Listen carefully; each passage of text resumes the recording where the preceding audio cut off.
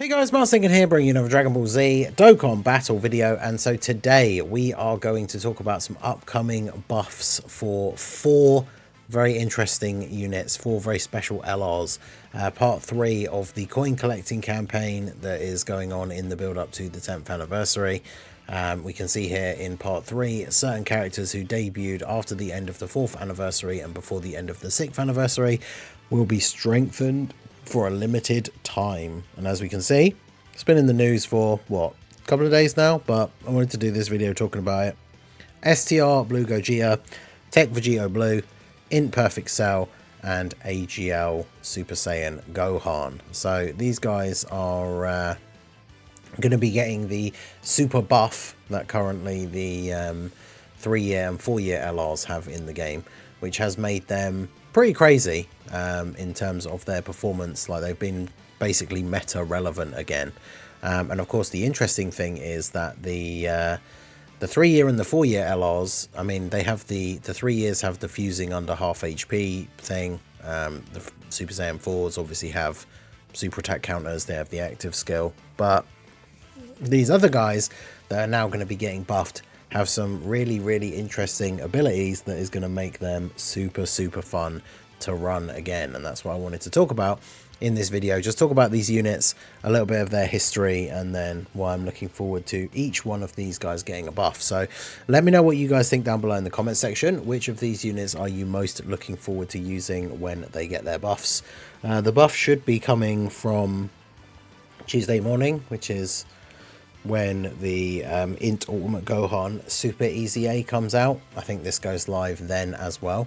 But yeah, let's go ahead and jump in. So first of all, we'll talk about the fusions, right? We've got the Gogeta and the Vegito with their transformations into the blue form. Now these guys, it was interesting when they first came out. I feel like if we look back, these are probably the anniversary units that dropped off from being considered like unstoppable demon, like best unit in the game level the quickest. I think that might be wrong. There's probably some other anniversary, maybe one way before, but these guys, it feels like they did not age super well, at least in the overall opinion of the community. And so of course it was really hype when these guys got their Easy A during the 8th anniversary, and then they became really good again. Obviously the built-in ability to dodge in slot 3, as well as getting these like extra attacks and extra stats and all that kind of stuff, was very interesting. Like the strategy, of course, having these guys on the first turn, floating them off, they get the dodge in slot 3, then they come back on their next turn, they transform straight away, they have a 100% chance to dodge. And so even now in some events you can kind of get away with using these guys, especially in shorter events, as long as they get that dodge in slot 3, which is 70% chance. Then they come back on the next turn, they transform, they have 100% dodge. You know, you get a couple of turns, like you can float them off, they're not coming back again until what, turn 7. So there's events nowadays you could still kind of get away with running them. But not only do they have these abilities, like the guaranteed dodge thing is crazy, right? But think about them now, like with the buff. So you put them in slot 3 in their base, and they're going to get a couple of attacks off in slot 3, have a 70% chance to dodge. You know, with the buff that they get, their stats are going to be quite high. We don't know whether they'll get the exact same buff, but potentially that means they'll be hitting like guaranteed crits. And then they come back on the next turn, transform, have a 100% chance to dodge, and then I just drop in absolute bombs on the enemy. Like the physical LR Goku and Vegeta that fuse into Gogeta, and then the Int one that fuses into Vegito. Like, we were running them on the 200% Super Saiyans team for one of the challenge runs on the stream last night, or it was this morning.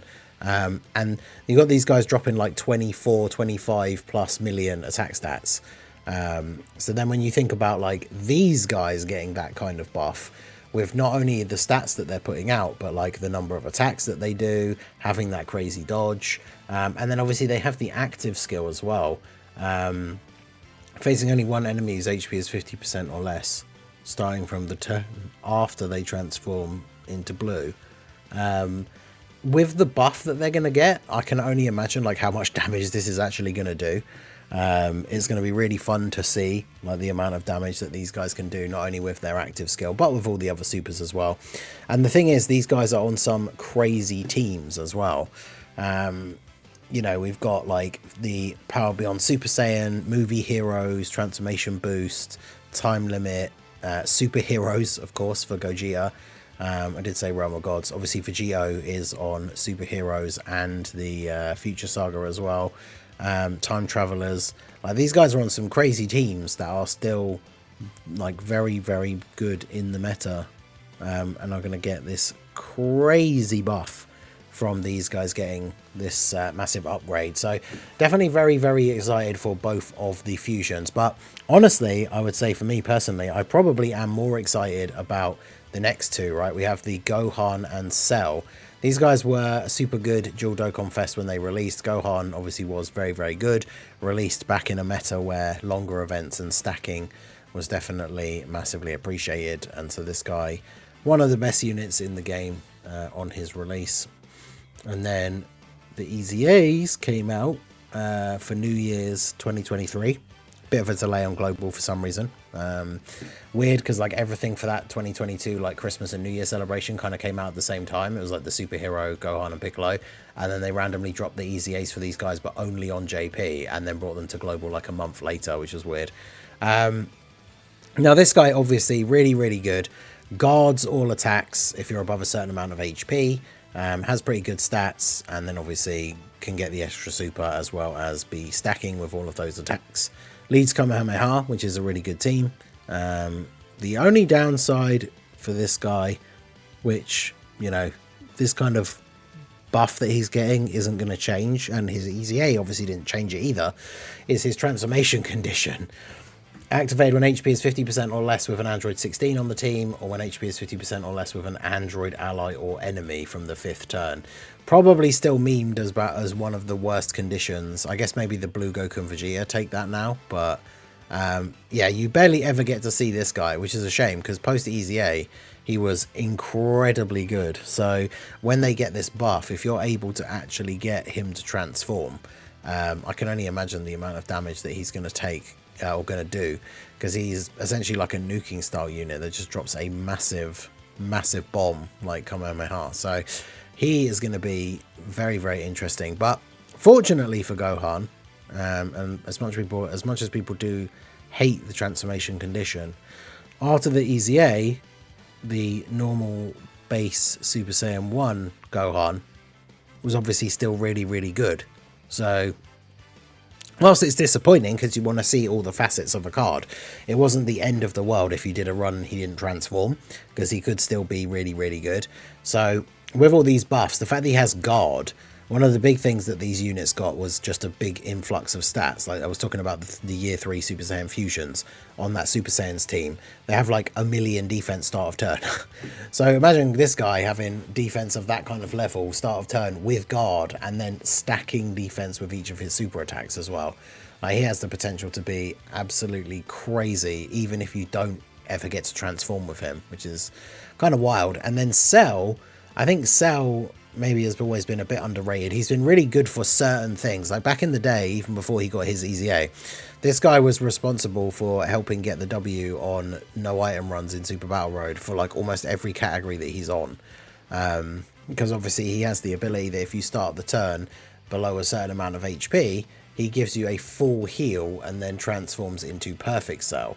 And this guy can be really, really good, can hit really, really hard, especially if you get all the key spheres as part of his passive. This guy with the buff, once you do get him to transform, is going to be hitting like an absolute truck.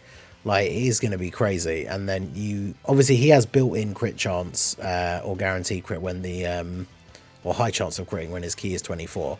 Like I say, the previous units buffs, they did get guaranteed crits. We don't know if the buff will be exactly the same for these units as well.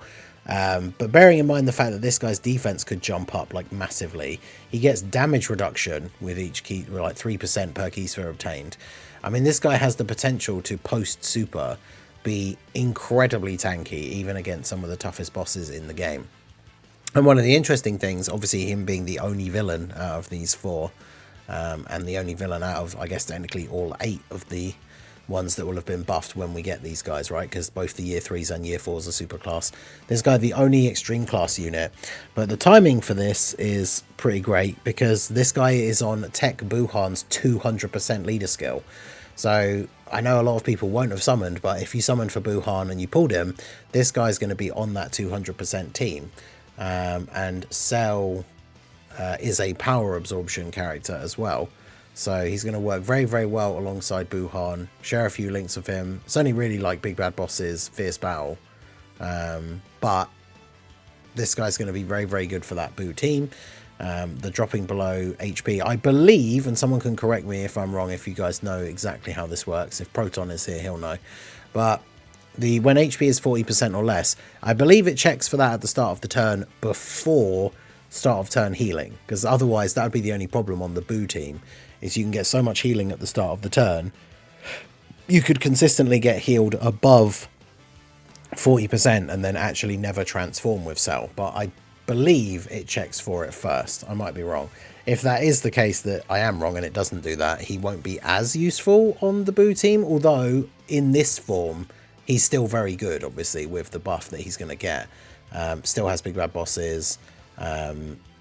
Yeah, he should still be really good, even if you don't get him to transform just like the Gohan, just because the buff that they get in stats is going to be so high. So very much looking forward to checking this guy out on some of these other teams. He's got Cell is on a lot of categories as it is anyway, so it's going to be fun to kind of put him into some other teams. Gohan, of course, you know, being on teams like Super Saiyans, Exploding Rage, All Out Struggle, like he's on leader skills like the physical Super Saiyans. He's on Power Beyond Super Saiyan, right? Because even if he doesn't transform, technically the card has Super Saiyan 2. He's also on Demonic Power, which is kind of funny, because obviously then it's a buff for the Slug team, even though he is a super class character. Sadly, Cell is not on Demonic Power in Human Deeds or Movie Bosses, so he won't be on Slug's team. But Cell definitely going to be very, very good on the Buhan team. And then, yeah, there's just tons of teams that you can throw these, like the super class characters into. So let me know what you guys think down below in the comment section. Do you think we'll see the exact same buffs that we got for the 3 and 4 years? It's basically just a big chunk of stats, and then I believe guaranteed crit, which, to be honest, with the mechanics that these units have, I mean, that would be fine, right? They're still going to be crazy with those buffs. But let me know which one you are most looking forward to using once they get the buffs. What team setup do you want to use them on? Let me know all your thoughts about this down below in the comment section.